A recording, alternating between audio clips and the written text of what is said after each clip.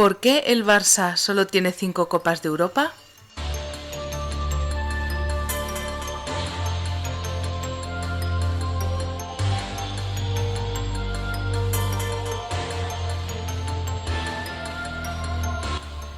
Un repaso histórico por el Barça de los últimos 75 años.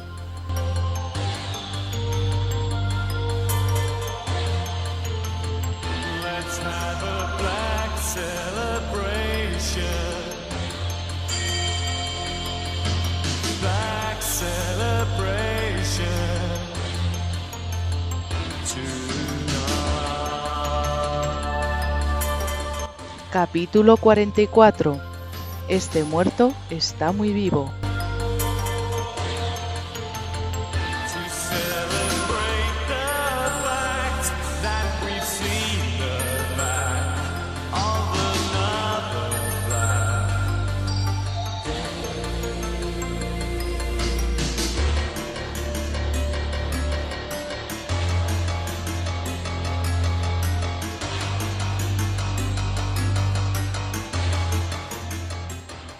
El Atlético de Madrid tuvo a Jesús Gil, el Betis tuvo a Lopera, el Rayo tuvo a Ruiz Mateos. ¿Y Gostalgia? ¿Te gustaría ser mecenas de Gostalgia? Por menos de lo que cuesta un refresco podrás acceder a ventajas exclusivas que ningún otro oyente podrá disfrutar. Entra en patreon.com/Gostalgia y descubre lo que hemos preparado para ti. Bienvenidos nostálgicos, bienvenidos a vuestra semana de bondage, que lo elegís libremente, y estamos aquí con el capítulo 44 ya de esta serie, y vuelvo a tener a mi lado a nuestro copiloto que, vaya, yo te he echado muchísimo de menos, Jesús. Y yo también, amigo Josep. Bueno, buenas noches a todos. Y yo también, amigo Josep, ya lo sabes, lo que pasa es que, claro, hay veces que la vida te impide dedicarte a este tipo de cosas que sabes que tanto me gustan, ¿no? Sí, totalmente. Por suerte tenemos un buen delantero centro suplente como es Julio Salinas Óscar, que la verdad es que nos ayuda y bueno, hace que el proyecto sea de más gente. Estamos tú, estamos yo, Sagra, David y Óscar también. Entonces, pues intentamos explicar, aunque realmente nos vamos por diferentes épocas, lo que son los 75 últimos años de la historia. Y la verdad es que me complace mucho. El otro día lo estaba pensando y 44 capítulos ya, Jesús.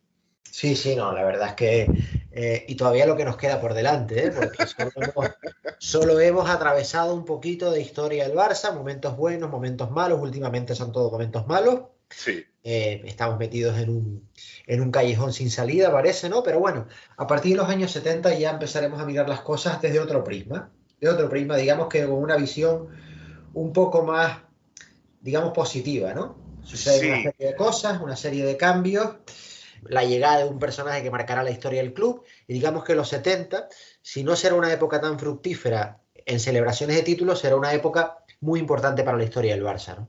Sí, como siempre lo que os pedimos, y además es muy importante para que así, no sé el por qué, pero hay mucha interacción y tal, os pedimos likes, os pedimos que nos pongáis comentarios tanto en YouTube como en iVoox sobre el capítulo. Os pedimos solamente un minutito de vuestro tiempo y este programa lleva muchísimas horas. Entonces solo os pedimos eso ya desde el principio. Luego si queréis colaborar de manera más activa está el Patreon. Y antes quería hacer una pequeña mención porque hoy es 8 de noviembre y yo tengo la enfermedad, Jesús, de siempre recordar partidos del Barça cuando me levanto. Es más, ya lo he contado alguna vez que los 7 de mayo yo siempre me levanto mal. Sí, no, la verdad que es una época, es una fecha, yo diría que la peor fecha posible para ser del Barça, ¿no? Como siempre digo, el 7 de mayo es para mí la fecha de la derrota más cruel de la historia del Barça, la más dura. Yo creo que no ha habido una derrota tan dura, aunque después acarrearía unas consecuencias positivas, ¿no? Porque el Barça siempre tiene la capacidad de salir del hoyo, pero la del 7 de mayo, digamos que la derrota contra el Esteagua, de la que ya hablaremos más adelante, porque eso tiene para largo y tendido, es para mí la derrota más dura de la historia del Barça. Incluso por delante de Berna, sobre todo porque había unas expectativas tremendas y porque Yo estoy de acuerdo. y porque era la sensación de ahora o nunca, ¿no? No, y que ibas allí a recoger la copa. Exacto, 25 años después llegamos a una final de la Copa de Europa en un pequeño Camp Nou porque era el Sí, Sánchez Pizjuán de aquella época, sí, de aquella fecha, de aquel día, de aquella tarde sevillana. Y después llegaría, digamos que, el agua de las nuevas generaciones, que es Anfield, ¿no? sí, pero El 7 de mayo del 2019 en Anfield, sí, que digamos que para mí, siempre lo he dicho, es el principio del fin de Messi en el sí, Barça, ¿no? sí.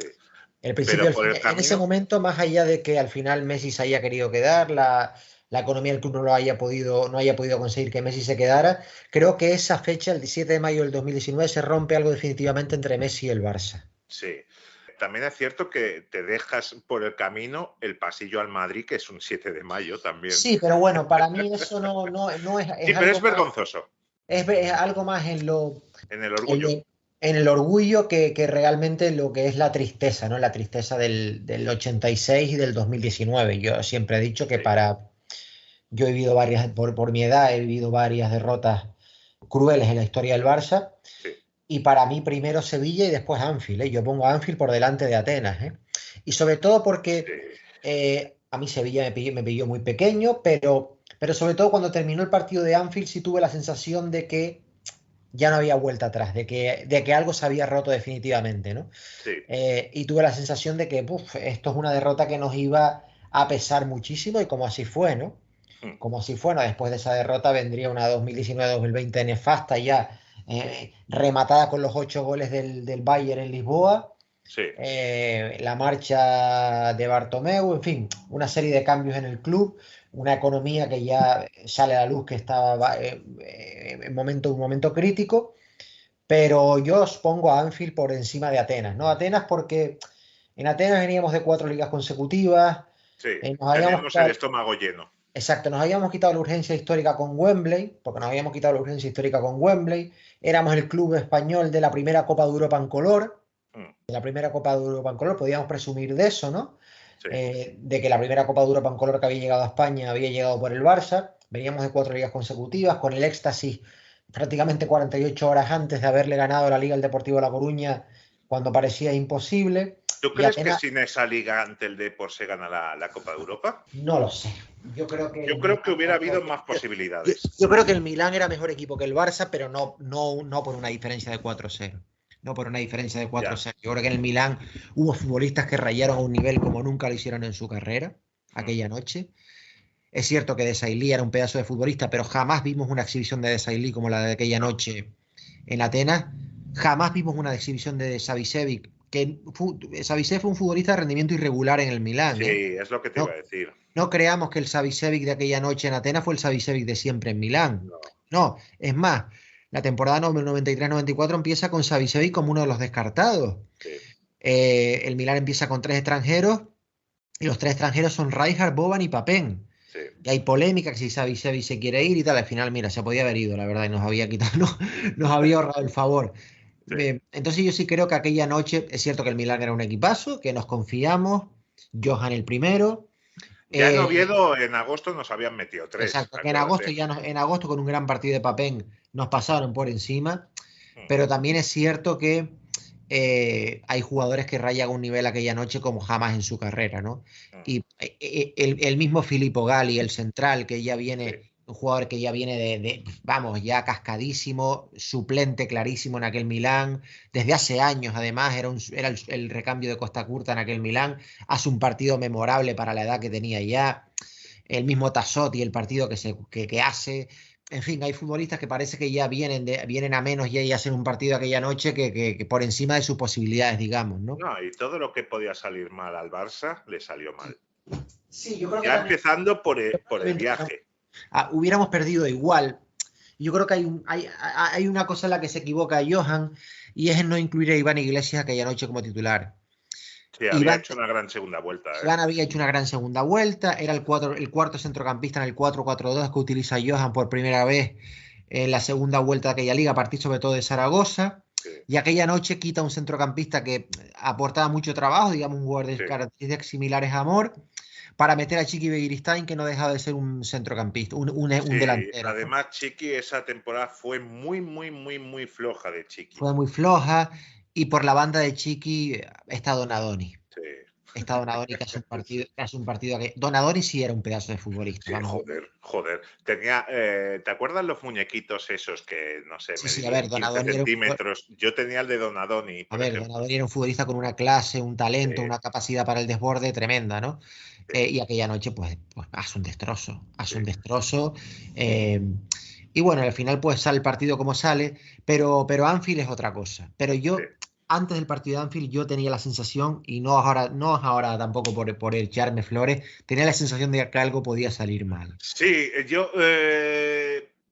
yo en mi corazón quería creer que habían aprendido la lección en Sí, Roma. pero yo no las tenía todas conmigo porque yo tenía la sensación de que en Barcelona se había jugado lo que Sí, quería el Liverpool y sí, que el 3-0 fue surrealista. sí, Fue totalmente. surrealista. Fue Y que muy igual que, engañoso. igual que ganamos 3-0 nos podía pasar lo mismo en la vuelta. Y en la vuelta ya falló todo, sobre todo lo mental. Sí, Yo creo que el equipo lo que se lo... Yo siempre digo que a partir del segundo gol del Liverpool, sí. si el Liverpool hubiera necesitado 6 goles, nos hace los 6 goles en la segunda Sí, parte. sí, sí, sí. Igual que el 5-0 del Madrid en el 95. Exacto, Si exacto. nos hubieran necesitado marcar 7, nos los marcan. Sí. Y entonces ahí se rompe algo. Yo cuando acaba aquel Sí, partido sí tengo la sensación de que aquí ya se rompe algo definitivamente en el Barça, que ya todo lo que viene la temporada siguiente va a ser dura, dura, dura, sí, sí, sí, sí, sí, sí. dura, dura, dura. Y Para bueno, mí esa ya lo fue, ¿eh? y pasó lo que pasó. Yo siempre digo que para mí dos derrotas muy crueles, que son esas dos. También me duele bastante la semifinal del 2000 con el Valencia en Liga de Campeones, porque era una competición en la que yo había puesto muchas esperanzas, pero si te pones a mirar lo que era el Barça de Bangal en la Champions, podía pasar perfectamente, Pues porque mira, ya pasamos de milagro con el Chelsea, nos pudieron caer 6 en Londres y al final aquel gol de Figo, el 3-1, es lo que nos da vida para la vuelta. sí, En fin, el Barça de Bangal daba bandazos en Champions sí. y podía pasar. Pues Pero mira, lo de Anfield sí dolió, lo de Anfield sí dolió porque era la quinta Copa de Europa de Messi, hubiese sido cerrar su ciclo de una forma maravillosa en el Barça. Pero bueno, al final fue el resultado de muchos años donde las cosas se habían hecho mal, donde los fichajes no estaban cuajando, en fin, se juntaron una serie de cosas que al final pues llevaron a la hecatombe total y absoluta, que fue una derrota para mí muy cruel, más que sí, Atenas, por ejemplo. Atenas, después llegó el Mundial del 94 y uno ya se quita lo de Atenas de la cabeza porque ya te dan ganas de ver el Mundial sí. y es más fútbol, ¿no? Y aparte, coges a uno como un niño. Yo tenía 13 años cuando pasó lo de Atenas y bueno, tienes otra mentalidad diferente, ¿no? Claro. Pero Anfield sí es mucho más duro porque ya esta es una etapa más madura Sí, en la que ya sí. sientes la sensación de que las oportunidades ya de ver al Barça campeón de Europa se van agotando también y la verdad es que fue una pena pero bueno. Yo la noche de Anfield me tocó trabajar, entraba a las 11 de la noche. Tú no sabes lo que es estar todo el rato trabajando con el mosqueo. Sí, sí, sí, no. Yo a partir del segundo gol sí dije, bueno, este equipo se viene abajo ya porque, bueno, fue falta de carácter, ¿no? Fue una demostración de falta de carácter total y absoluta. Pero bueno, vamos a lo que vamos, amigo, Sí, y nos no, metemos en los 70. te decía que yo hoy me he despertado y digo, 8 de noviembre y tal, y he pensado que hoy, hace 23 años, que caímos de la fase de la Champions, el día del Besiktas, que el Milan y el Leeds hacen así como el armisticio y empatan a 1, y que hace 23 años de eso.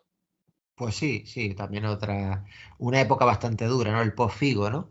Sí, El post-Figo, sí, bueno, al fin y al cabo, pues, que sea una temporada muy, muy complicada, que al final que empieza ya con el palo de la marcha de Figo, que no por dolorosa no terminaba de ser, bueno, yo creo que fue dolorosa e inesperada, sí, pero si miras la trayectoria del señorito, pues sabías que en cualquier momento podía pasar. sí. Y al final, pues bueno, los fichajes son fichajes con nombre, la verdad, porque viene Overmars, viene Petit, dos jugadores que vienen de rendir muy bien en Inglaterra. Viene Gerard, que es la gran sensación del fútbol español en aquel momento. Incluso el fichaje de Alfonso, que dice, bueno, también hay temporadas muy buenas en el Betis, de hacer A una mí no me Eurocopa. convenció, ¿eh? Desde Alfonso yo ya sabía antes de ficharlo que no iba a funcionar aquí. Sí, y al final, bueno, la temporada termina siendo un desastre y es la primera de un trienio negro total, ¿no? Sí. Pero es eso, estamos grabando 8 de noviembre. A mí, yo me he recordado de eso nada más levantarme mientras me lavaba los dientes. Entonces, este programa saldrá el día 10. Y este es un pequeño homenaje a ti, Jesús, porque el día 10 hará 30 años que tú viste al Barça en directo por primera vez. Pues... Fue un Tenerife-Barça de la 93-94. exactamente, sí, sí, sí, gracias. Pues el viernes hará 30 años del Gra- segundo partido de Busquets en Liga. Gracias por recordarlo. Sí, fue un regalo de mi padre, fue un regalo de mi padre. Creo que fue para aprobar, para aprobar algún examen o para aprobar, no Sí, recuerdo por qué, pero fue un regalo de él. Y sí, no, fue el partido de los 2 goles de Romario sí. y de la expulsión de su Bizarreta también. Me gusta muchísimo más el de Stoichkov, ¿eh? Sí, a mí también. Bueno, es que el Stoichkov de la 93-94 Sí, raya un nivel sí, altísimo, ¿eh? sí, sí, sí, sí, sí, sí. Y es eso, pues diría que Laudrup falla un penalti ese día. Laudrup falla un penalti, sí, Koeman parte desde el banquillo. Sí. Expulsan, ¿Guardiola? que expulsan a Guardiola también, Sí, sí. sí, El Barça acaba con 9. sí. Y bueno, fue un partido en el que decide Romario, ¿no? Sí, sí, estaba en un momento estelar, Romario. Y bueno, quería hacerte este pequeño regalo de vuelta a casa, porque al fin y al cabo esta es tu casa. Y el viernes cuando salga, pensad todos que hará 30 años del primer partido que vio Jesús en directo Es- del Barça. exactamente, sí, sí. En noviembre del 93. Sí, sí, sí, sí, sí. Así que a mí me quedaría aún un poco, porque el mío fue el 5 de mayo del 96. Bueno, un El poquito. último partido de Johan en el Camp Nou. Eso significa que yo soy un poco más viejillo ya que tú. Sí, claro, yo soy de 84, pero bueno, entonces en el capítulo anterior empezábamos la década de los 70 con el deseo de que no fuera como la de los 60. En el último acto de la década anterior, el barcelonismo logró unirse, ya que encontró en el error de Guruceta un orgullo de barcelonismo que no se había hecho patente en la mayor parte de los años anteriores, Jesús. Pues sí, sí. Al final creo que es una de esas actuaciones que lo que hizo fue unir al barcelonismo, ¿no? Como Sí, bien dices, ¿no? encontrar al enemigo. Exacto. Entonces, esa unión ya vimos en el capítulo anterior que no duró mucho, porque la pretemporada del Barça fue muy mala, con empates, por ejemplo, en el campo del Granollers, Rayo, Sabadell y, por encima de todo, la imagen que dio el equipo ante el Dinamo de Moscú en el Gamper, donde lo mejor para el Barça fue el resultado, que recordemos, fue de 0-5. Sí, recordemos que el Dinamo de Moscú también es un equipo contra el que se enfrentará el Barça en la UEFA del 87-88. Cierto, Con, cierto. con Luis Aragonés en el banquillo en Sí, aquella sí. temporada de aquella 2-0 y 0-0, creo, ¿no? sí, de la que hablaremos largo y tendido porque esa otra temporada que tiene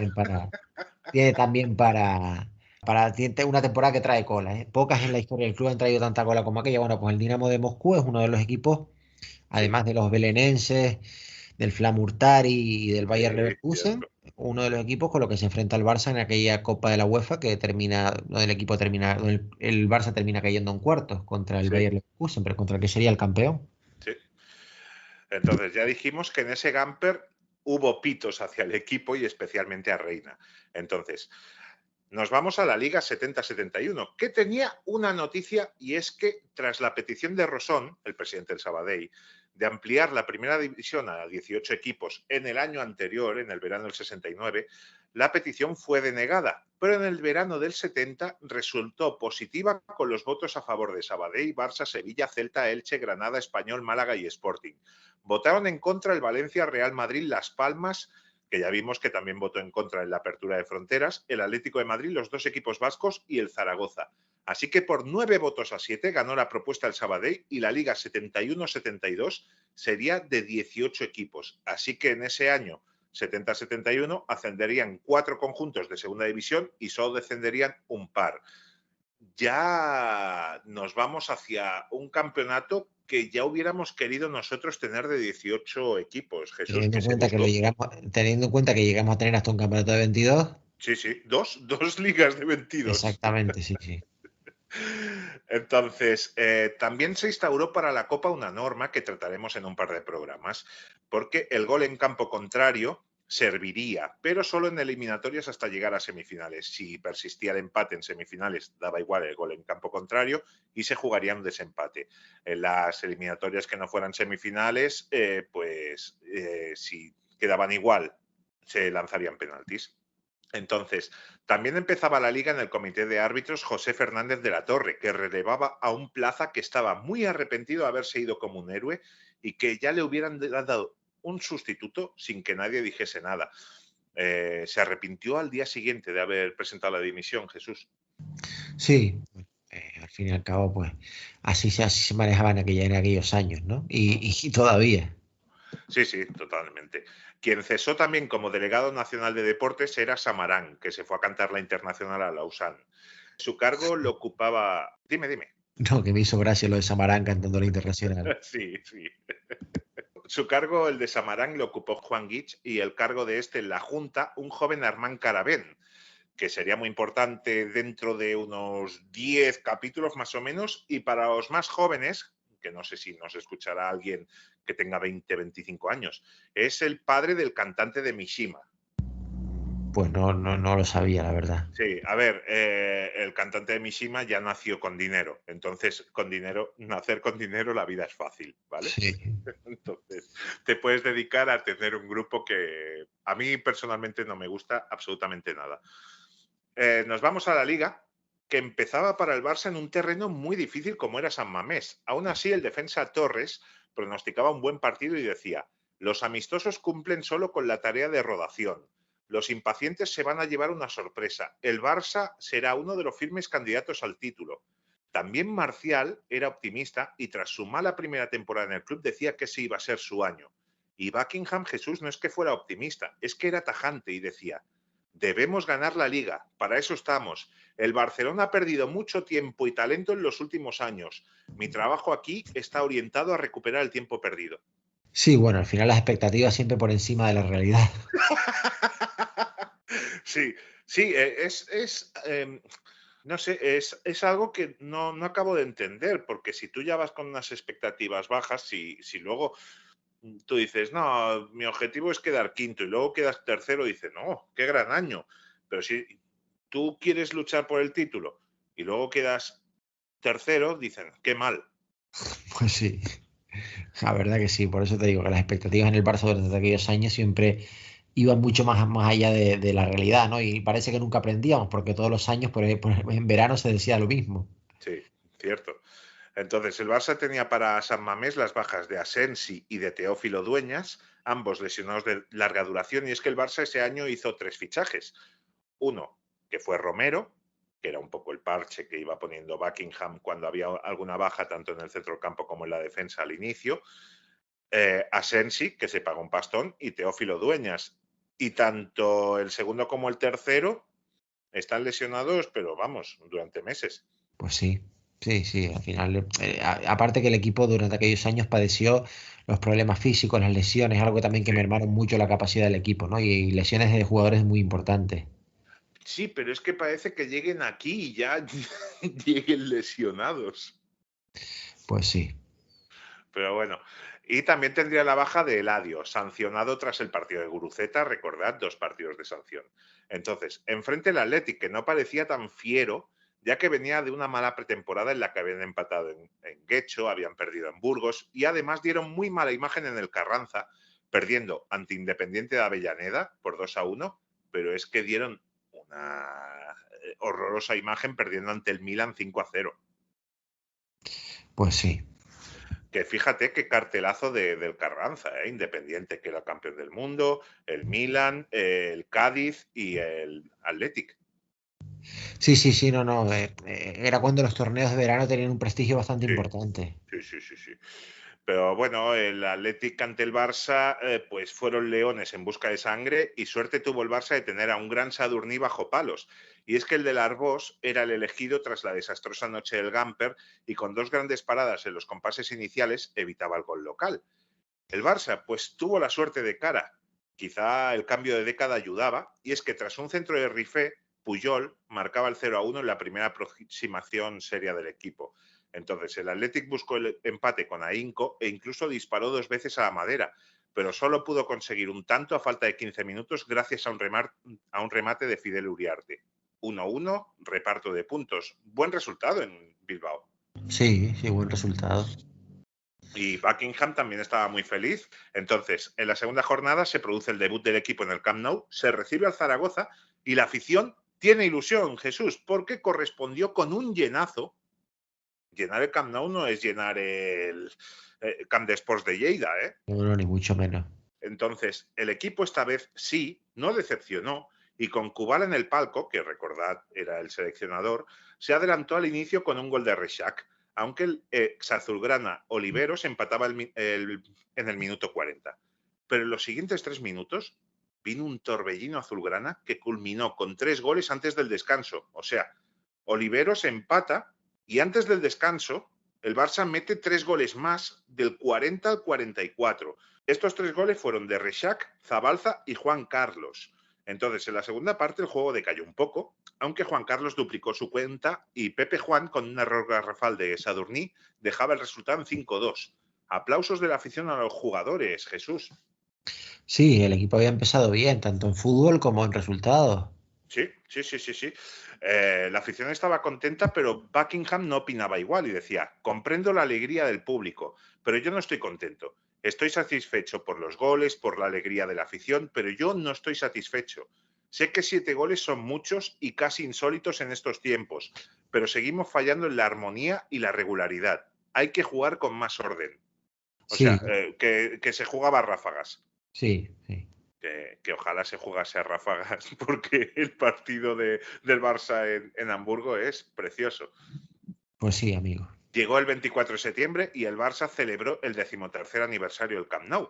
Y además puso la primera piedra del futuro Palau Blaugrana y el Palau d'Agel. Que, por cierto, no sé si has estado en el Palau Blaugrana, Jesús, pero... No. Pues yo he estado unas cuantas veces, ha envejecido muy mal, muy mal. Pues no he estado nunca, la verdad, y es uno de los sitios que me gustaría visitar. Pues creo que como no te des prisa. Sí. Entonces, en la tercera jornada el Barça visitaba Balaídos, el único estadio, además del Camp Nou, atención a este dato, el único estadio Balaídos, además del Camp Nou, donde el Barça consiguió una victoria en Liga el año anterior. Sí, Balaídos no es un campo que se le suele dar bien al Barça, ¿eh? Sí, pero lo triste es que solo hayas ganado un partido a domicilio en toda la temporada. Sí, exactamente. Claro. Entonces, el entrenador inglés tenía la corazonada de que no perderían en Vigo. Aunque el viaje no empezó bien, pues en el vuelo Madrid-Vigo, el aeropuerto gallego estaba cerrado por la densa niebla, así que tuvieron que aterrizar en Santiago y llegar a su destino en autobús. Entonces, el Celta-Barça fue un partido televisado y el Barça jugó una buena primera media hora en la que se adelantó por mediación de Martí Filosía. Pero a partir del minuto 30, el Barça empezó a bajar sus líneas y fue el Celta el que tuvo la batuta del partido. Y ya en la segunda parte, los gallegos empataron y tuvieron alguna ocasión más. Pero el Barça sacaba un positivo de Balaídos y su técnico estaba muy contento y decía que el equipo había jugado muy bien y había hecho el partido que le convenía. Sí, al final Buckingham intentaba sacar la media inglesa que tan muerto ¿Sí? le dio a Terry Venables en el 84-85, ¿no? Sí, cierto. El problema de esa media inglesa... A mí, si lo miramos a niveles resultadistas, el problema es que no debes dejar escapar un solo punto en casa. Eso lo recalcaba Buckingham. Sí, no. Al final la media inglesa significaba ganar fuera y ganar en casa y empatar fuera, ¿no? Claro, es que es eso. Dejar escapar un punto en casa, por ejemplo, yo siempre recuerdo la temporada 2006-2007, donde el Barça en casa solo deja escapar 6 puntos, que son el empate ante el Atlético, después del Mundialito de Clubs, el empate ante el Betis y el del Español. O sea, y donde se va la liga en esos dos partidos, el Betis y el ahí Español. está. O sea, realmente la temporada en casa del Barça, la 2006-2007, a nivel resultadista, es casi perfecta. Sí. Fuera es un horror. Es un horror. También la 2006-2007 se le van otros 2 puntos, los del Madrid, ¿eh? Cierto, es verdad. Son 8. El 3-3 contra el Madrid, que es donde se empieza a perder, que es donde se empieza a perder aquella liga, ¿eh? Sí, cierto. Pero igualmente, una temporada de un equipo que gana 15 partidos en casa y empata 4, no es mala en casa, es muy buena. No, es muy buena, claro que sí. El problema es que fuera ese año el Barça fue terrible. Sí, claro, sobre todo al final de Liga, pierden Villarreal, pierden Zaragoza, en fin, ahí es donde se te va el campeonato. Sí, totalmente. Pero bueno, entonces el equipo estaba mentalizado y la afición también. Prueba de ello es que el partido de la cuarta jornada ante el Sabadell volvió a llenarse el Camp Nou, que se asustó mucho cuando De Diego en una buena jugada trenzada adelantaba a los vallesanos. Pero ahí el equipo de Buckingham cogió el timón y de la mano de Rexach y Marcial hicieron un juego que hacía tiempo que no se veía en el estadio. Marcial y Rexach daban la vuelta al marcador antes del descanso. El segundo de ellos es un golazo, el de Pedralbes, increíble. Y en la segunda mitad, Torres y otra vez Rexach, esta vez en claro fuera de juego, dejaban el 4-1 final. En 2 partidos en casa, Jesús habían marcado 9 goles. Sí, no, la verdad que el equipo había empezado la temporada de muy buena forma, ¿no? Sí, es más, es que Buckingham estaba muy contento, que ya hemos dicho que exigía siempre al equipo y veía que este iba mejorando y haciendo las cosas que les pedía. La nota negativa, pues fue el cambio de Reina por Sadurní, ya que el meta catalán se dolió de un golpe, pero eso no impidió que jugase la jornada siguiente, ya que en la quinta jornada el Barça visitó al Tavix y sorprendió la cantidad de barcelonistas en las gradas en un campo como el del Elche, donde tampoco ha habido nunca una manifestación culé importante. No es de los campos más barcelonistas de España, ni mucho menos. No. Entonces, en Elche hubo un llenazo, a pesar de la lluvia que cayó durante todo el partido, lo que contribuyó a que el campo estuviese totalmente embarrado. El Barça se pudo adelantar al cuarto de hora con un penalti, pero Martí Filosía lo mandó alto. Por suerte, Puyol no perdonó y de cabeza marcaba el 0-1 final. Entonces, tras el primer sexto de Liga, o sea, 5 jornadas, la clasificación estaba comandada por Sevilla y Atlético de Madrid, ambos con 9 puntos. El Barça tenía 8 y la Real Sociedad, Real Madrid y Málaga tenían 6. No es un mal inicio, Jesús. No, ni mucho menos. Entonces, también se disputó la primera ronda de la Copa de Ferias y el sorteo fue bastante indulgente con el Barça, ya que le tocó en suerte el Katowice polaco y en un partido ante 83.000 personas, el Barça ganó en Polonia por 0-1 con un tanto conseguido por Rexach a 10 minutos del final. Lo peor de ese partido fue el viaje de vuelta. Y es que, atención, Jesús, los blaugranas salieron de Katowice a las 4 de la mañana, ¿vale? Fueron al aeropuerto de Cracovia, que está a 80 kilómetros de Katowice. Allí cogen un vuelo a Varsovia. De la capital polaca fueron a Praga. De Praga a Milán. De Milán a Roma y por fin llegaron a Barcelona tan solo 17 horas después de haber salido. Madre mía. Claro, ahora que ya estas cosas ya no existen, pero por ejemplo, en los 60 el Barça muchas veces iba a Sevilla en tren. Sí.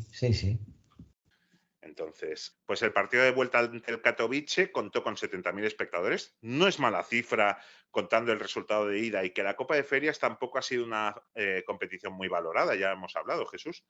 Sí, no era una competición. Yo creo que también por tantas veces que se ganó, al final se terminó perdiendo la ilusión, ¿no? Y al final, como también coincidía con la época gloriosa del Madrid en las Copas de Europa Claro, y todo eso sí. se juntaba una cosa con la otra, y claro, pues.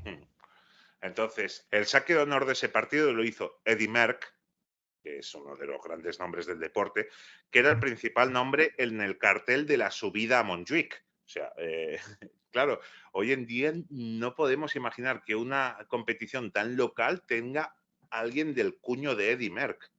Claro. Entonces, todo parecía que iba a ir bien, el Barça controlaba el partido, pero en una contra en el minuto 8, los polacos centran, Sadurní sale muy mal y Rotter marca el 0-1. Tras eso el Barça tuvo varios goles cantados, pero la pelota no entraba, y a 2 minutos del descanso, un penalti para los visitantes que Novak transforma en el 0-2. El Barça en ese Sí, momento eliminado, Jesús. sí, las cosas tardaron un poco en torcerse realmente. Y atención que ya tenemos los primeros pitos oficiales de la temporada. La tomaron con Gallego, ya que suyo fue el error en el penalti. Entonces, en la segunda parte el Barça jugó al mismo nivel que en la primera, que fue muy alto, las cosas como son.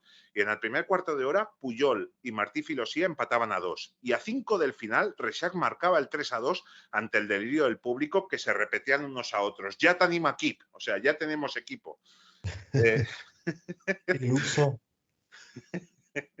Eso sí, en toda guerra siempre hay una víctima, y esta vez fue Gallego, que tras marcar el 2-2 al el Barça, le hizo una peineta al público y tras eso recibió pitos en cada pelota que tocó. El gran central gallego, ¿eh? Sí, era muy, muy, muy bueno. Pero claro, cuando el Camp Nou la toma con alguien, que no es el caso porque a Gallego el Camp Nou le tenía en alta estima y tal, y cosa que merecía. Pero, por ejemplo, luego hablaremos de los pitos a Martí Filosía y tal, pero cuando el Camp Nou la toma con alguien, es duro, ¿eh? Sí, sí, por supuesto.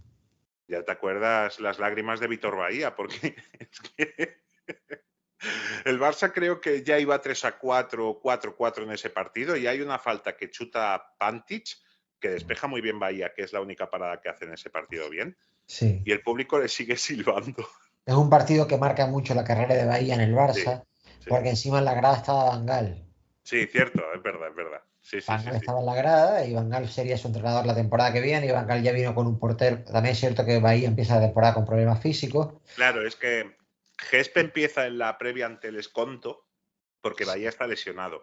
Está Exactamente. medio lesionado aún cuando ya acaba su tumba definitiva, que es en el partido ante el Dinamo de Kiev. Exactamente, sí. O me acuerdo una vez que Fran de Boer le pitaban durante todo un partido ante el Lokomotiv de Moscú, el día que Puyol salvó el balón con el Sí, corazón. Y él exacto, marca el gol y la gente le sigue pitando. sí. Entonces, pues el central sevillano dijo que su gesto había sido mal interpretado y que solo había aplaudido a quienes le chillaban. Entonces, días después, el club le multa económicamente y el central andaluz pide disculpas a la afición y dice: me arrepiento por completo, reconozco que me equivoqué y comprendo que ofendí al público, y eso con el de Barcelona no puedo hacerlo, porque en los años que llevo aquí se ha portado de forma inmejorable conmigo. Pues sí, bueno, arrepentidos los quiere Dios, ¿no? Bueno, es como Stoichkov, que tras el pisotón le juró y le perjuró a su mejor amigo en la plantilla, que era Vaquero, que él no la había pisado. Entonces llega Vaquero a su casa, porque ya había dicho a los micrófonos que no, que Stoichkov no ha pisado. Llega a su casa, lo ve por la tele y hijo de puta, llamó a Stoichkov y le dijo de todo, y Stoichkov pidió perdón y tal. Es como, me sigue sorprendiendo la cantidad de, por lo general son delanteros, que se tiran a la piscina, que dices, tío, si aunque logres engañar al árbitro, van a decir que no, Claro. pero bueno. Entonces, buen comienzo en Liga, espíritu de sacrificio en la primera eliminatoria europea, y el presidente Montal decía que solo se podría conseguir la meta más alta con sacrificio, disciplina y deseo de rendir, que si lo ponemos en otro contexto, puede que esas palabras lo hubiera dicho Mussolini, pero bueno. Buckingham analizaba este inicio y decía: estoy muy satisfecho del rendimiento del equipo. No tengo una sola queja por ahora. Estoy impresionado por el coraje y convicción con el que buscan la victoria. Hasta ahora no había visto a mis jugadores luchar con tanto empeño y amor propio. Y sigue con algo que para mí es muy importante y dice: el jugador del Barcelona fallaba por un excesivo miedo a la responsabilidad. Este es un gran club con una gran afición que siente por sus jugadores una verdadera idolatría. Pero el jugador es de carne y hueso, a veces como un niño. Y en el campo, aunque no lo crean, tienen miedo. Mucho miedo a fallar un gol, a dar un mal pase, a fracasar. Sí, al final el Camp Nou es un estadio en donde hay mucha presión, no todos los futbolistas son capaces de jugar en el Barça, hay muchísimos futbolistas de bastante nivel a los que se les ha tragado la presión y lamentablemente es así. Sí, entonces decía, este miedo trae el fatal complejo que puede derribar a un equipo que lo tiene todo para ganar. Por ello tenemos que tratar de que no haya errores y eso significa trabajar duro. Pues sí. Entonces está focalizando el tema Buckingham en el tema mental, porque ve que Sí, de calidad el equipo va bien. sí, sí, sí. En fin, Sí, al final yo creo que al equipo le faltaba un poco de todo, ¿no? No sí, solo era, evidentemente era lo mental, porque son muchos años de sequía prácticamente, salvo sí, algún año esporádico, y eso va siendo mella en todo lo que es el contexto del club, tanto sí. club como aficionados como futbolistas. Y también es cierto que él tampoco iba sobrado de calidad, tenía futbolistas interesantes, el propio Resac, Gallego, pero no era un equipo que fuera sobrado de calidad, ¿no? Sí, sí, a ver, bueno, estamos hablando de un fútbol español en el momento más bajo de los últimos 60 años del fútbol Sí, claro. español, donde las fronteras están cerradas, solo si eres oriundo o has pagado $100 para que te hagan un pasaporte falso y digan que el pueblo de Paraguay, donde están los documentos de tu madre o tu padre que es español, se ha quemado. Entonces, el Barça tiene a gente como dos porteros que son internacionales, como Sadurní, como Reina. Luego tiene a Gallego, a Fusté, a Eladio, a Torres, tiene a Sensi, Reixac, Marcial. Si es que realmente tienen un equipazo. Si lo compara, o sea, si tú pones, a ver, este equipo o el de la 90-91, vale, pero me estoy refiriendo a que se ha de poner en el contexto de unos años claro. En España donde, a ver, hay lo que hay. Sí, ten en cuenta que España no disputa ni los mundiales del 70 ni los del 74. No, y en el del 66 y el 78, a primeras de cambio fuera. Sí, exactamente, sí. Entonces, es eso cuando decían, no, joder, siempre en cuartos. Yo solo decía a un amigo, digo, si se lo dices a tu padre, lo celebraría. Joder, hemos llegado a cuartos. Exacto, sí. Pues eso, entonces el equipo empieza con un calendario difícil, empezaba en un derbi en el Camp Nou para después ir al Bernabéu y entre medias jugaría la ida en Europa que contaremos después. Entonces, ante los periquitos en el Camp Nou volvió ayer a ver llenazo. 3-3 en Liga, Jesús. Sí, el equipo en Liga empieza muy bien. Y el equipo de Buckingham vuelve a hacer un partidazo ante el Español de Dauzic. Marcial, que estaba como una moto, adelantó al Barça. Y 2 goles de Martí y Filosía, uno en cada parte, dejaban un 3-0 final, que podría haber sido más amplio si el árbitro hubiera señalado 2 penaltis claros en el área del Español. Entonces, Buckingham sabía lo que quedaba y decía que el partido del Español era pasado y que había que mirar al futuro. Y es que en Liga el futuro era el Bernabéu, al que fueron 4 días antes Buckingham y Rodri a espiarles en el partido de la Recopa que jugaban los blancos, que perdieron por 0-1 ante el Wacker Innsbruck. Para los que os ilusionéis, en la vuelta al Madrid ganó 0-2. Es más, ese año el Madrid llega a la final de la Recopa contra el Chelsea y la acaba perdiendo en el replay. Pero bueno, entonces en el conjunto capitalino no pasaban por su mejor momento y esa misma semana se quejaron públicamente. Atención, Jesús, lo que dicen, porque en el Barça había llegado un yankee a jugar al básquet, era Peter Carmichael, y el Barça quería nacionalizarlo para traer a otro extranjero. Entonces, el club, para ello, había consultado al abogado Ruiz de Velasco, que además era el presidente del comité de competición en baloncesto. Entonces, desde Madrid dijeron, eso no es posible, este abogado está tocado por el Barça. Lo que no dijeron es que ese mismo comité que nacionalizó como españoles a Luik y a Bravender, es que el vicepresidente de la Federación Española de Baloncesto era un tal Raimundo Saporta. Ver para creer. Claro, es que es como si Pablo Escobar le dice a un chaval, oye, ¿qué haces vendiendo costo? Es que... Exactamente, sí. Porque Raimundo Saporta es el directivo, sin ser presidente, que más ha manejado los hilos en toda la historia de España. Sí, no, era alguien con una influencia tremenda, ¿no? Sí, pero para todo, incluso al Barça le benefició porque Kubala pudo ver a su madre gracias a... o sea, ni el gobierno español ni el húngaro estaban de acuerdo y Saporta movió hilos y lo consiguió, ¿vale? Entonces... Sí, recordemos que Saporta era de origen judío. Ah, no lo sabía yo eso. Creo que sí, si no me equivoco. No lo sabía. Ah, pues sí. No tenía ni idea. Bueno, pero que movía los hilos de una manera. Entonces me imagino que también movió los hilos para conseguir la nacionalización de Luiki Bravender. Claro. Pero bueno, entonces, en Barcelona reinaba el optimismo entre los jugadores en el partido del Bernabéu, como por ejemplo Fusté, que declaró: si no hay nada extraño, ganaremos en Madrid. Tenemos hombres para decidir el partido arriba y hombres para defenderlo. Estamos jugando a más velocidad que el Real Madrid. Marcial declaraba que estaba en el mejor momento de su carrera y Buckingham decía que por una vez prefería jugar mal y ganar. Entonces, son titulares que siempre los ves la semana se siguen viendo a día de hoy, rollo, yo qué sé, Thiago Motta, ganaremos en el Bernabéu, cosas así. Sí.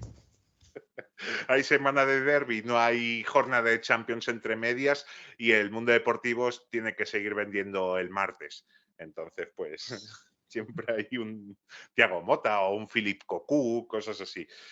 Entonces, ante 60.000 personas, muy poca gente en el Bernabéu, el deseo de Buckingham se hizo realidad, ya que en un partido soso por ambos contendientes, el Barça se encontró con un golazo de Zabalza a la media hora y defendió el resultado, que pudo haber sido diferente ya que los blancos casi al final enviaron un balón al larguero y Sadurní salvó los muebles con una gran parada.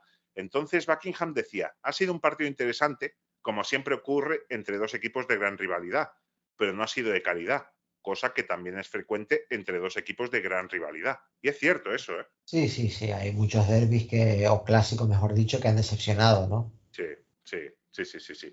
El otro día, antes del partido, fui a un supermercado que está abierto aquí en mi casa y estaba el dependiente y hablaba con otro cliente y dice, no, los Barça, antes del Barça Madrid que se jugó hace 10 días, dice, no, ya los Barça Madrid no son como antes sí que eran buenos. Y digo, bueno, depende. Sí, depende siempre. Porque nos hemos tragado cada mierda también. ¿Y tanto? Pues bueno, el Barça estaba on fire tras ganar en el Bernabéu, que no lo hemos celebrado suficiente en este programa, Jesús. No. Hemos ganado en el Bernabéu y ha pasado casi desapercibido. Sí. Pues eso, el Barça estaba on fire y recibía al Valencia en la séptima jornada. El Valencia tenía un viejo conocido de la afición culé en el banquillo, un tal Alfredo Di Stéfano. Sí, sí, el entrenador del Valencia y ya veremos cómo hará historia con el Valencia. Sí. Pues Di Stéfano no había tenido un buen comienzo en la competición y tenía dudas de la afición, que para mí la afición del Barça no es, a pesar de que en momentos donde el club le necesita, la afición del Barça es muy buena, en el día a día es mala, ¿vale? Eso es mi opinión. Yo creo que la afición del Valencia es mucho peor que la del Barça. Una afición muy exigente la del Valencia, ¿eh? Sí, que es exigente, pero no es coherente con la historia del club. Sí, pero yo creo que al final la época de Cooper y Benítez hace que la afición sea más exigente todavía, ¿no? Es un Pero punto que de a acuerdo. Cooper lo silbaban y dices que te ha llevado finales de... Las has perdido, pero te ha llevado. Ya. Que no eres el Bayern de Múnich, eres el Valencia. Sí, pero bueno. Entonces, hubo otro lleno en el Camp Nou, a pesar de jugarse el sábado por la noche, y el Barça tuvo 3 grandes ocasiones de inaugurar el marcador. Una de Marcial y 2 de Martí Filosía. Pero el Valencia supo pegar y Claramunt en el minuto 11 y Valdez a 10 del final marcaban 2 goles, mientras al inicio de la segunda parte, con 0-1 en el marcador, Abelardo, nada que ver con nuestro Pitu, el meta valencianista le paró un penalti a Martí Filosía, que se llevó los pitos de la afición, pero durante todo el partido, ¿eh? Entonces, primera derrota del equipo en Liga y Buckingham defendía a sus jugadores y en especial a Martí Filosía, el cual decía que era el mejor chutando los penaltis. Ya llevaba 2 fallos, Jesús. Y de sus jugadores alabó el juego, aunque dijo que era uno de esos días en los que no sale nada y el equipo ha de prepararse mentalmente para afrontar con cerebro ese tipo de jornadas. Y es cierto, es como cuando en una partida de póker no te entra nada. Pues bueno, no te vuelvas loco. Es cierto. Claro, pues aguanta. Esos momentos son los que has de mirar las cartas y dejarlas en el tapete. Pues aguanta esos momentos y aprovecha lo bueno. Pues Buckingham veía que en esos momentos donde no salía nada, el equipo se desesperaba más. Sí. Así que bueno, empezó a haber algunas cosas negativas y es que Zaldúa, que aún no había disputado ni un solo partido, se vio tentado por el Zaragoza de Balmaña y el Barça no quiso venderlo, ¿eh? Al final el jugador aceptó que cumpliría el contrato que le unía hasta final de temporada, aunque no estaba muy a gusto con sus nulas oportunidades, como también eran los casos de Bustillo o Castro, que estaban ya con la moral muy baja y estaban empezando a hablar de la prensa sobre que no estaban recibiendo un buen trato por parte de Buckingham. Entonces, entre los titulares también hubo algún roce, y es que Gallego y Sadurní, en mitad del partido ante el Valencia, empezaron a discutir. Y eso hizo a pensar a Buckingham, que decidió jugar los partidos en casa con Sadurní en portería, mientras que a domicilio el titular sería Reina. Algo totalmente insólito. Es cierto, y más la portería, que es una Es posición sagrada. Es una posición sagrada que teóricamente los entrenadores dicen que hay que mover lo menos posible, ¿no? Sí, es más, yo recuerdo unas declaraciones de Bonano, que como portero nunca llegó a la altura de, para mí, la profesionalidad que tuvo, y además una persona muy inteligente que mañana mismo me llevaba a cenar. Entonces, Bonano perdió la titularidad del Barça en detrimento de un chaval de 20 años, que luego resultó ser el mejor portero de la historia del Barça, pero era un chaval de 20 años. Sí. Entonces, Bonano le preguntaron en rueda de prensa porque Valdés, tú recordarás, Jesús, que sus inicios no fueron buenos. No, no. Es normal, cometía salidas a destiempo, estaba nervioso, el puesto de portero requiere tener, lo que tú decías, es sagrado, requiere tener, dale 25 partidos a este, sí vale, a ver si tú a los 5 partidos dices, madre mía, es que es desgracia tras desgracia, Sí. pero un portero necesita sentarse. Entonces, Bonano, recuerdo unas declaraciones donde dijo, no, Víctor está aprendiendo y no considero que sea bueno el cambio de portero, cuando él era suplente. Sí, Cosa que habla muy bien de Bonano, ¿eh? totalmente, sí, señor. Sí. Entonces, pues el Barça hizo eso, cosa que era totalmente insólito, pero bueno. Además ponía a Sadurní en casa y a Reina afuera, porque a Buckingham le gustaba más Reina, pero en el Camp Nou la afición estaba de uñas con él. Claro. Entonces, pues en Sevilla se estrenó ese año el guardameta cordobés y en un partido muy serio de los azulgrana, un solitario gol de Reixac tras un fallo del guardameta sevillista Rodri daba los 2 puntos al Barça y le aupaba la posición de líder en solitario. Entonces, atención, Barça líder en solitario. Se ha desbloqueado un logro porque el Barça no conseguía ser líder en solitario de primera división. Atención, porque es un redoble de tambores. Estamos hablando de que esta jornada se está jugando, creo que es finales de octubre, principios de noviembre, ¿vale? Pues el Barça no conseguía ser líder en solitario desde la jornada 18 de la temporada 63-64. Madre mía.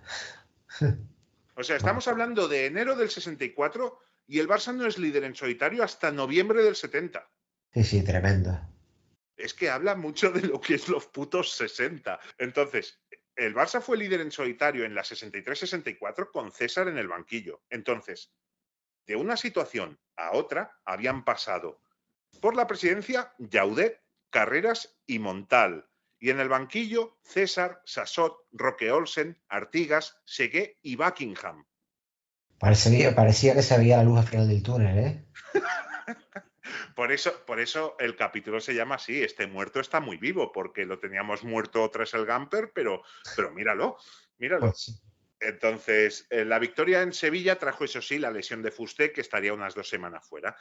Entonces, en una semana donde se habló otra vez de Guruceta, ya que la FIFA anulaba la sanción que le había impuesto a la Federación Española a Guruceta, ya os acordáis, y si no, tenéis 2 capítulos atrás la historia. Y decía la FIFA que no se podía culpar a un árbitro de haber provocado un escándalo de orden social. Yo aquí estoy de acuerdo con la FIFA. Sí, sí, yo también estoy totalmente de acuerdo, por supuesto. Rara vez estoy de acuerdo con la FIFA, pero en esta ocasión Sí. Claro, también te digo que los dirigentes de la FIFA son gente suiza y no comprenden la idiosincrasia que reina en el hincha más latino. Y no somos los más pasionales, porque si ya te vas a Sudamérica, ya es el despipote. sí, sí, sin duda. Pero bueno, entonces, pues en la 10ª jornada, el Barça ante 90.000 personas recibía al Granada. 90.000 personas fueron al Camp Nou y Buckingham, aunque estaba allí, lo pasó muy mal. Y es que no solo fue por el mal juego del Barça, que lo hubo, sino porque ese día Buckingham tuvo problemas intestinales y su ir y venir del vestuario al foso era corriente. Diréis, al foso, no había banquillos. El entrenador se situaba en el foso como si fuera un búnker de la Primera Guerra Mundial y a ver el partido ahí. Sí, la verdad que curioso. Entonces, pues Alfonseda adelantó al Barça en el primer minuto de juego, pero al cuarto de hora Vicente, que estaba en fuera de juego, el Linier levanta la bandera y Santana Pérez, el árbitro, no hace caso de su colega y da el gol como válido del Granada. Entonces, a partir de ahí los nazaríes se encerraron y el Barça no tuvo mucha frescura en las ideas, pero Rexach, que estaba tocado por una varita esa temporada, logra marcar el 2-1 definitivo y mantenía al Barça líder tras un tercio de competición. Sí, no, a ver, Rexach era un excelente futbolista, ¿no? Después nos hemos quedado con la idea de él digamos que el Minguella de los banquillos, el Minguella del plano deportivo, pero era Sí, un el excelente funcionario del futbolista. Barça. Era un extremo muy, muy bueno. Sí. Minguella sería funcionario B1 y Rexach A1. Sí, sí, sin duda. Entonces, pues ese día, a pesar de la posición en cabeza del Barça, hubo pitos al juego del equipo, en especial a Martí Filosía, que era bucheado o silbado en casi cada balón que tocaba. El de Palafrugell decía: solo espero la ocasión para poder ofrecer a la afición, además de la voluntad que nunca falta, éxitos para que me liberen del criterio que tienen hacia mí. Yo admito y respeto las críticas, pero no creo merecer un trato tan radical. Solo deseo que me den la oportunidad para que cambien de opinión. Da hasta pena, Martí Sí, Filosí. la verdad que sí. Aunque el equipo catalán era líder con 16 puntos, la ventaja no era mucho, pues con 15 estaba el Atlético, con 13 Valencia y Celta, y con 11 Bilbao, Sevilla, Real Sociedad y Real Madrid. Lo bueno es que al Madrid parecías habértelo quitado un poco de encima porque le sacabas 5 puntos en 10 jornadas. Sí, sí. Parecía que el Madrid ya empezaba a quedarse lejos, ¿no? También estamos hablando de la Sí, época post Di Stéfano y todo eso, pues sí, se tiene que notar, ¿no? sí. Es más, ese año es el último de Gento. Exactamente, sí. Entonces, en Europa había tocado un coco en 16avos de la Copa de Ferias y era ni más ni menos que la Juventus, que tenía jugadores como Tancredi en puerta, Spinozzi, Marchetti, Fabio Capello, Cucuredu, Haller, Bétega o Anastasi. Un verdadero equipazo. El Madrid de Italia. Sí, sí, sí, sí. Y sobre todo en la época, a partir de ahí la Juventus empieza a ser un equipo que una amalgama de estrellas, ¿no? Sí, Tiene su confirmación en el año 85 cuando gana la Copa de Europa con Boni y Platini como extranjeros, pero rodeado de futbolistas como Scirea, como Cabrini, como Tardelli, en sí, fin. sí, sí. Muy pocas Copas de Europa tiene la Juventus para todos los futbolistas que han pasado por el club, ¿no? Para el nivel de Cierto. futbolistas que han pasado por el club. No, y Eh, además que se contradice con su palmarés nacional. Exactamente, sí, sí, exactamente, sí, sí. La Juventus es el equipo que arrasa en Italia en número de ligas y sin embargo en Copas de Europa solamente tiene dos. Ha perdido muchísimas finales europeas la Sí, Juventus, ¿eh? 7 creo. Muchísimas. Sí, solo tiene dos, que son la Copa de Europa del 85 que le gana al Liverpool y la Sí. tragedia de Heysel. En un partido que de otro destino quizá hubieran preferido perder. Exactamente. Y la Copa de Europa del 96, que será Sí, una de las tres finales consecutivas que juega y la única de las sí, tres finales consecutivas que gana, ¿no? Porque sí, después pierde dos de forma sorprendente, la del 97 contra el Borussia Dortmund y la del 98 contra el Madrid.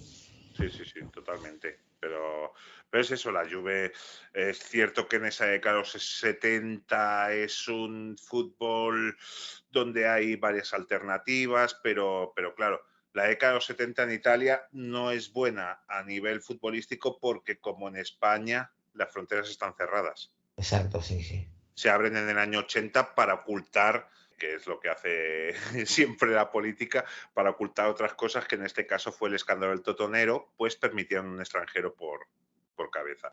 Y en el año 82 permitieron dos y la Juve quizá era el único equipo del mundo que podía rivalizar en dupleta extranjera con el Barça en el año 82. Sí, sí, claro. Sí, sí, evidentemente sí. Tenía extranjeros de primerísimo nivel, ¿no? Tenía primero Brady, Sí, Platini, y luego claro, es que Boniek es una de mis debilidades también. exactamente Boniek, en fin, jugadores. Sí, Y sobre todo al lado, tengamos en cuenta que la Juve de los 80, a ver, la selección italiana que gana el Mundial del 82 es sí, la es la Juventus. columna vertebral. Es la columna vertebral de la Juventus, pues a esa selección italiana que gana el Mundial del 82, súmale dos extranjeros del nivel de Platini y Boni, ¿no? O sea, Sí, sí, sí. a Rossi, a Tardelli, a Cabrini, a Azov, Chilea, a Sof, el portero, que sí, ya no está en la Copa Gentile, Europa del 85, porque sí. en la Copa Europa del 85 ya está Taconi. Sí, sí, sí, Eh, claro. Zoff se retira en el 83, creo. Exactamente, ¿no? A Gentile, en fin, Sí. un No, equipazo. no, es realmente un equipazo. El primer lustro de los 80 de la Juve es increíble. Pues el partido de ida se juega en el Camp Nou, el saque de honor lo dieron los tenistas Rod Laver y Ken Roswell, que no tengo ni puta idea de por qué estaban en Barcelona, pero bueno, Sí, lo he buscado, pero no tengo ni idea. Pero bueno, los piamonteses llegaron a la ida en el Camp Nou con la misión de no perder y jugaron a la contra, algo que son especialistas, con todo el equipo defendiendo, excepto Haller, que era el único extranjero, ya que en el 66 se cierran las fronteras, pero si hay un extranjero en Italia, puede seguir en Italia. Entonces, en el 77 la Juve consigue la UEFA ante el Athletic de Bilbao. Tenemos un capítulo por ahí explicándolo, que lo grabamos hace 5 o 6 años. Y es la única vez que un equipo italiano gana con 11 italianos en el 11. Un título europeo, digo, ¿eh? Sí. Pues tenían a Haller, Bettega y Anastasi, y tras un gran pase de este último al alemán, el germano adelanta a los turineses en el minuto 12. El Barça lo intentó y tuvo varias ocasiones claras, pero entre Tancredi, la mala puntería del delantero centro de Palafrugell e incluso el larguero negaban el gol a los locales, que estaban animados por 90.000 personas en las gradas, que vieron en el minuto 55 como Bettega, otro delantero impresionante, batió a un Sadurní que podría haber hecho más y marcaba el 0-2. Marcial ilusiona a los culés con un verdadero golazo a 15 minutos del final, pero la eliminatoria se iba a Turín con victoria italiana, aunque Buckingham estaba feliz con el juego de los suyos y declaraba que solo la suerte les había evitado una victoria. También dijo antes del partido de vuelta que si la Juve les eliminaba en Europa, ganarían con total seguridad la Liga. Sí, Buckingham demasiado optimista. Llevaba medio año aquí, creía que lo sabía todo. Sí, sí. Entonces, Bettega es que es uno de los delanteros fetiche de antes de nacer yo. Además, un tío que con el pelo totalmente canoso. Antes de Ravanelli ya había un delantero canoso mucho mejor que él, que era Bettega. Pues sí. Entonces, el viaje a Turín no fue fácil para el Barça, ya que los jugadores se tuvieron que repartir por diferentes hoteles en Turín y alrededores, ya que la ciudad estaba totalmente colapsada debido al salón del automóvil que coincidían fechas con el partido en el Comunale.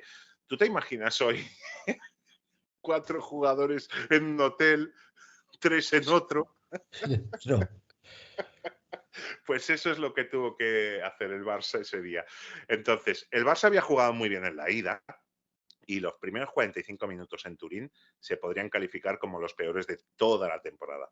Porque a pesar de jugarse un día laboral a las 2:30 del mediodía, había 45.000 personas en el campo que vieron una primera mitad en que los bianconeri arrollaron al Barça. Ya en el minuto 3, Bettega de cabeza adelantaba a los locales y Capello, 20 minutos más tarde, marcaba el segundo. Pero pudieron ser 4 o 5 de haber tenido más puntería los piamonteses. Sin embargo, en la segunda parte salió Martí Filosí al campo y los azulgranas mejoraron y mucho. Y tuvieron 4 grandes ocasiones hasta que llegó un golazo de Puyol. Pero ya era muy tarde para remontar y el Barça, por segundo año consecutivo, decía adiós a Europa en Italia. Sí, bueno, la Juve ya partía como teórica favorita en esa eliminatoria y al final, pues nada. Sí. Buckingham no estaba nada contento y decía que los 2 goles que habían encajado eran idiotas y que en la primera parte habían fallado todos. Pero bueno, eliminados de Europa, de 3 competiciones, fuera una ya, en noviembre. Volvemos a la Liga y el Barça visitaba Atocha, un campo maldito en el que llevaba sin ganar desde la temporada 57-58. Es más, Jesús, hasta los años donde la Real está luchando por el descenso antes de descender definitivamente en 2007, tú y yo habíamos visto muy poquitas victorias del Barça tanto en Atocha como en Anoeta. Sí, eran campos que se le dan especialmente para el Barça, ¿no? Gana de manera consecutiva, gana en el 85 y en el 86, si no me equivoco. Sí, en el 86 gana 1-5, que es el debut de González. Sí, es uno de los pocos partidos buenos que hace el Barça fuera. Y en el 84-85 empata 0, creo. Empata 0, ya. El 87-88 es barrido por la Real de Tosac, 4-1. Con el Villarreal de Tosac que termina siendo subcampeona de Liga. Sí. Gana el primer año de Cruyff. Sí, y el 86-87 no recuerdo el resultado ahora mismo. El 86-87 es... empate, si no me equivoco. Creo que sí, creo que a 1. Sí, el Barça empata muchos partidos en aquella 86-87, en la que Sí. Venables intenta otra vez llevar a cabo la media inglesa, pero la media inglesa se echa a perder cuando el equipo pierde en Murcia, pierde aquí, bueno, en el Pierde playoff. aquí contra el Sporting. Exactamente. Pierde contra el Sporting en el playoff, porque en Liga empata.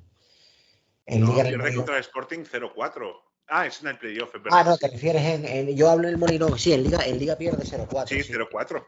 Que es el principio del fin, ¿no? Que en Sí, sí, aquellas sí. semanas que se junta la eliminación con el Dundee United y el 0-4 con el Sporting en Liga, ¿no? Que es la única victoria del Sporting en el Camp Nou, creo, a día de hoy. Exactamente. Exactamente, sí. Entonces, claro, la primera temporada de Cruyff se gana en Atocha y ya la siguiente victoria del Barça es 10 años después con aquellos 2 goles de Cocu en Anoeta. Exacto, sí. Es que se dice pronto, ¿eh? Sí, sí. Pues el Barça lleva sin ganar en Atocha desde la 57-58. Y os vamos a hacer un spoiler.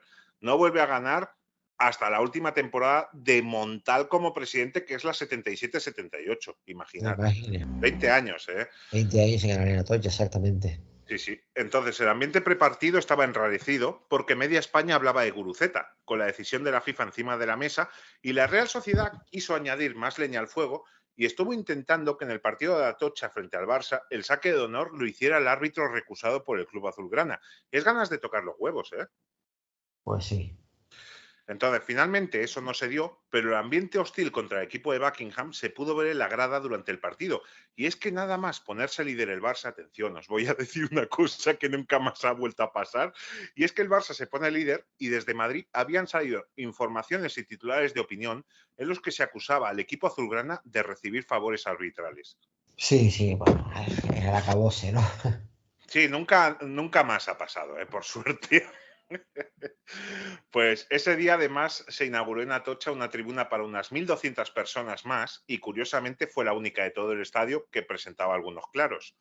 Hubo mucha lluvia durante todo el día y el terreno, aunque no estaba embarrado, estaba muy resbaladizo. Y la Real apretó desde el inicio y Boronat la verdad es que llevaba loco a Rifé.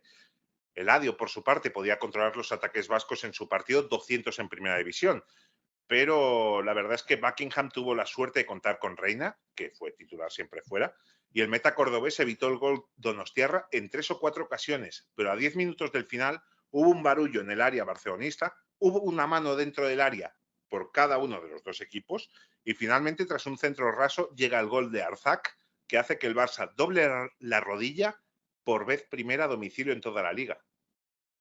Sí, ahí empezaba ya un poquito ya a verse las costuras del equipo, ¿no?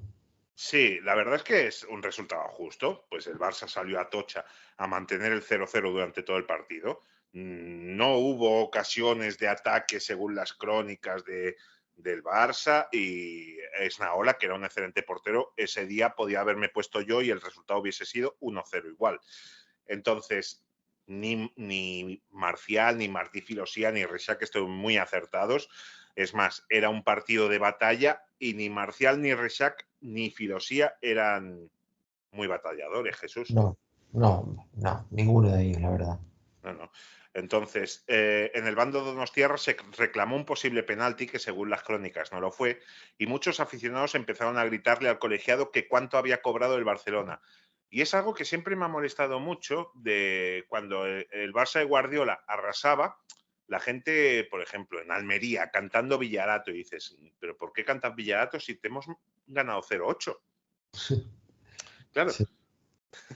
Entonces, al final del encuentro, Buckingham se excusaba en el terreno de juego para justificar la derrota y alababa a la Real Sociedad, de la cual dijo que parecía un equipo inglés. Entonces, a pesar de la derrota, el Barça seguía líder, aunque eso sí, empatado ya con el Atlético. En la siguiente jornada, Buckingham decidió hacer un cambio, retrasó a Martí Filosía al centro del campo, pues el delantero de Palafrugell sufría cada vez que jugaba en el Camp Nou y pensó que le quitaría esa responsabilidad de ser él el que marcara los goles. Además, Martí Filosía siempre quiso jugar más atrasado que de delantero. De 9 puso a Alfonseda y en la visita del Sporting al Camp Nou, ante unos 70.000 espectadores, ambos dieron el do de pecho, pues cada uno marcó en la segunda parte para el 2-0 final. Fueron 2, pero realmente pudieron ser más, pero el guardameta Castro, hermano del delantero centro, que era un tal Kini, parecía querer frustrar la victoria barcelonista. Castro, héroe. Sí, héroe, exactamente. Héroe en ese partido y en su vida, porque... En su vida, el tiempo lo demostraría, sí. Claro, claro.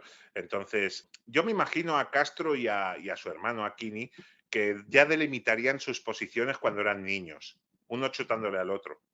Sí. Pues esta realmente era una victoria importante, la del Barça ante el Sporting, pues los dos siguientes partidos serían a domicilio. Antes se jugó un amistoso en el Camp Nou ante el campeón de Europa, el Feyenoord, y a pesar del cartel del rival, la lluvia y el gran frío que hacía esos días en toda España, eso hizo que fueran solo 25.000 personas al Camp Nou. Y es una pena porque realmente fue un partidazo en el que el Barça venció por 3-2 y supuso el debut de Asensi. Estamos hablando de este partido, creo que se juega el día de la Purísima, el 8 de diciembre. Exactamente. Asensi, que como capitán levantaría uno de los títulos más importantes de la década. Y tanto. Pero claro, el Barça ficha a Asensi en verano y Asensi debuta en ese amistoso y diría que ese partido es el 8 de diciembre. Sí. Sí, Asensi, para el que no lo conozca, era un centrocampista todoterreno, un jugador que podía estar en cualquier parte del campo, con mucha facilidad para llegar al área, buena técnica, mucha capacidad Mucha de llegada. sacrificio, mucha llegada, exactamente, sí. Sí. Era lo que Un todocampista. lo que los ingleses llamarían un box to box. Sí, totalmente. Sí. Asensi era eso, uno de los mejores jugadores de España de la década de los 70, sin duda. Sí. Entonces, el partido de la 13ª jornada llevaba al Barça a la Rosaleda, que estaba hasta los topes con muchos culés también en la grada. Sí. Y es que a partir de lo de Guruceta se destapan muchísimos culés en diferentes sitios de España, Jesús. Sí, es una sensación de acción-reacción, ¿no? Sí, es un poco el equipo que va contra la dictadura. Exacto, Luego sí. puede ser cierto, no puede ser cierto, pero la sensación que hay es esa. Es contra el poder establecido, el Barça es un poco la alternativa. Sí. Pues el problema en la Rosaleda, Jesús, fue que se vendieron más entradas de las que se podían vender y debido a ello hubo una invasión antes de iniciarse el partido porque en la grada no cabían. Eso significó que el inicio se demorase unos minutos y el conjunto de Buckingham hizo un partido serio, aunque tuvo la fortuna también de tener a un Reina entonadísimo que salvó el primero de los andaluces. También desde la grada se reclamó un penalti que no se pitó. Entonces, la crónica de Mundo Deportivo dice que no fue penalti y la de Marca que sí. Yo os dejo a vosotros que tiréis la moneda y a ver qué ha sido, ¿vale? Entonces, el Barça se adelantó con un gol de Rexach al filo de la media hora y casi al final Juan Carlos marca el segundo porque envió un balón a la madera. Pero el equipo de Buckingham llevaba una racha triunfal a domicilio espectacular. La verdad es que has perdido solo un partido a domicilio y ya estás en la jornada 13. Muy bien. Exacto. Entonces, el Barça aprovecha que el Atlético había empatado y se vuelve a situar en cabeza en solitario. Entonces, no solo el Barça se situaba arriba, también Rexach con su 7º gol en Liga se situaba arriba del todo en la lista de los cañoneros. Sí, la verdad que al final lo que estamos hablando, ¿no? Que el Barça tiene una serie de futbolistas de mucho nivel y uno de ellos era él, ¿no? Sí. Además decía que si era Pichichi eso supondría un honor inmenso. La penúltima jornada era el segundo desplazamiento seguido del equipo y si antes decíamos que Atocha era un campo maldito, nos vamos ahora al segundo. ¿Cuál es, Jesús? El segundo campo después de Atocha, pues El supongo que Insular. sería Las Palmas, ¿no? Claro. Pues si decíamos que el Barça no ganaba en Atocha desde la 57-58, no gana el Barça en el Insular desde los tiempos de HH. Y en las últimas 7 visitas del Barça a Gran Canaria, solo se había sacado un empate. Sí, un campo que siempre al Barça se le dio muy mal, ¿eh? Sí, yo siempre cuando lo leía de pequeño y tal, las aventuras y desventuras del Barça en las ligas y tal, y veía los resultados en Las Palmas, siempre me imaginé que era por el largo vuelo. Sí. Bueno, pero bueno, al final hay campos que se te dan mal y no creo que tenga mucho que ver el viaje, sino, bueno, al final es de todo un poco, ¿no? Sí. Igualmente, el campo de Las Palmas históricamente siempre ha sido difícil para todo el mundo. Sí. Entonces, Torres decía que tenía ganas de vencer en Las Palmas, ya que era algo desconocido para él. Entonces, el liderato del Barça estaba en juego y desde Madrid se intentaba que hubiera presión para los azulgrana, pues el entrenador del Atlético, Marcel Domingo, se quejó de la posibilidad de que le arbitrasen colegiados catalanes. Y la federación cambió a última hora el trencilla de su encuentro. O sea, imaginaos, ¿eh? Y también Miguel Muñoz metió cucharada ahí y dijo, indirectamente se está ayudando al Barcelona. Tela, ¿eh? Sí, bueno, de todas formas ya te digo que el Madrid estaba empezando a pasar una época complicada y al final el victimismo siempre va dependiendo de quién pierde más, ¿no? En el momento. Claro, pero es que, yo qué sé, hay gente que se puede quejar y gente que no. Pero bueno. Exacto. Buckingham se llevó a Sensi por primera vez a una convocatoria, aunque dijo que tenía escasas posibilidades de debutar, aunque tuvo que meterlo en la segunda parte porque en la primera los canarios se pusieron por delante por 2-0 con tantos de Germán y de Eladio en propia puerta y con un Barça totalmente desaparecido. Pero la entrada de Asensi hizo que, no por él, pero la segunda parte del Barça fue maravillosa y Rexach al cuarto de hora recortó distancias con un golazo de falta. Y a la media hora, Marcial lograba empatar el partido. No solo eso, los azulgranas seguían buscando con ahínco la victoria, pero a falta de 3 minutos, Eladio concluyó un partido nefasto con un segundo gol en propia puerta y eso significaba la tercera derrota del equipo en Liga y la pérdida total del liderato. Pues Otra sí, derrota en Las Palmas. sí, sí. En esos campos donde el Barça perdió tantas ligas, ¿no? Sí. También nos podemos remitir a la temporada 85-86, donde el Barça pierde 3-0, por ejemplo. Exacto, por ejemplo. Buckingham, eso sí, estaba satisfecho y felicitaba el juego y la reacción del equipo y decía, aún queda mucha liga y jugando como sabemos, tenemos muchas posibilidades de ganarla.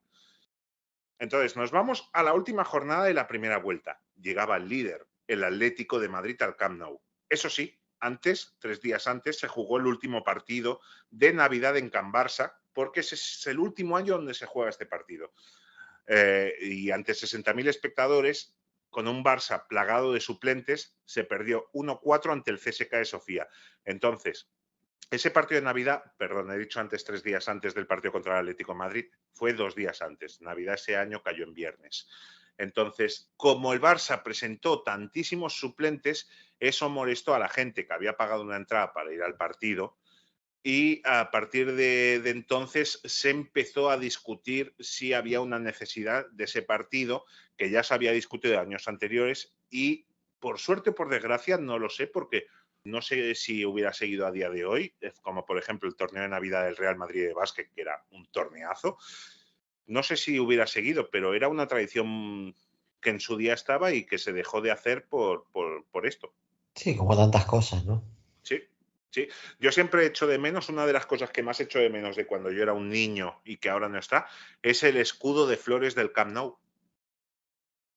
Pues sí, pues sí, la verdad que era muy bonito y daba un toque diferencial y de distinción al campo, ¿no? Sí, a mí me gustaba mucho y ahora ya se ha puesto pues como en un holograma, ¿no? Pero a mí me gustaba mucho y desapareció. Entonces, pues antes de ese partido ante el CSKA de Sofía, hubo un embrión en el club y es que se jugó un partido de fútbol femenino que fue las primeras semillas que puso el club que luego hizo que España ganase un mundial 53 años más tarde. Exacto, sí. Porque ese se considera el primer partido del Barça femenino en el año 70, en el día de Navidad. Sí, sí. Entonces, es una semilla importante porque 53 años después España es campeona del mundo y como en el masculino, tanto tú como yo creemos que es por el Barça. Sí, sí, evidentemente. Yo siempre, como siempre te comentaba, la influencia del Barça en el deporte español es única. Hmm. Única, incomparable. Sí, sí, totalmente. Entonces, para el partido ante el Atlético, el público no respondió, pues la lluvia, el frío y la televisión que retransmitía en directo el encuentro hicieron que el partido del primero ante el segundo clasificado tuviera tan solo a 50.000 personas en las gradas. Ese solo, para mí, va entre comillas, porque en cualquier otro estadio hubiera supuesto un lleno, pero en el Camp Nou 50.000 personas es nada. Claro, claro, exactamente. Entonces, el Barça hizo un gran partido, 2 goles en la primera media hora, uno de Marcial y otro de Rexach, daban la victoria y el liderato a los azulgrana. Entonces, el Barça era campeón de invierno, Algo que creo que no pasaba desde el año 64. Sí, no, parece que podía ser por fin en la que sí, ¿no? Sí.